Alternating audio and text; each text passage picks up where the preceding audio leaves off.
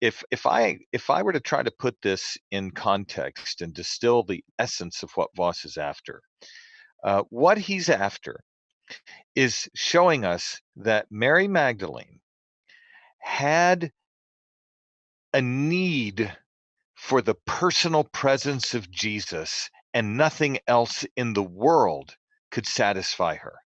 The only thing that could satisfy her is the personal presence of Jesus. And the beginning of this narrative is very important. She comes to the tomb early while it's dark, and she saw that the stone had been taken away from the tomb. Now, if you think yourself back into that context for Mary Magdalene, as she approaches that tomb, the darkness that surrounds her is an emblem of the hopelessness that she feels in her heart, because she thinks Jesus has died and remains dead. And the difficult feature, the agonizing feature of the narrative is this, that she remembers Jesus said, "I am the way, the truth, and the life." John 14:6.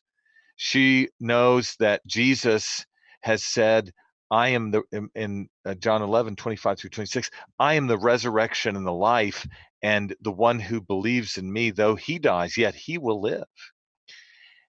And so she knows that Jesus alone is the resurrection and the life, yet she has been cut off from contact with him by death for 3 days. And her coming to the tomb now is really, this is where Voss is so insightful, Camden.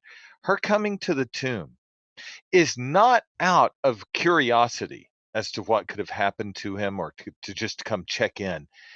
Voss's point from about 69 through 70 is that she comes to the tomb because she needs the person-to-person fellowship that only Jesus can give. She needs the personal presence of the one who drives away sin and death, despair, despondency, and every form of darkness. And she cannot find him. Voss hits this, I think, more sensitively than anyone who's read this text Right. and preached it in sermon form. This is a crisis of deepest spiritual significance to her. You know, she does not have contact with the one who is the way, the truth, and the life. He is separated from her in death. And so he makes that point there on page 68, Hmm. that we therefore need a faith deeper than mere acquaintance and It's also statement of truth. striking the contrast between Peter and John. John being the disciple Jesus loved, and the fast one, he makes a point of how much faster he is than Peter without Yeah, really saying that's it. great. That's great. But and they believed. They eventually came to understand. But Yeah. still, there's a contrast and a difference in terms of personal need or depth that is striking. And so, It is.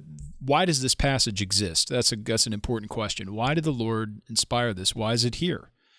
Especially considering that we have several synoptic accounts of the resurrection. Why is this one this way? Yes. And Mary's response and encounter with Christ teaches us something that Peter's and John's reaction does not teach us. And their reactions teach us something else.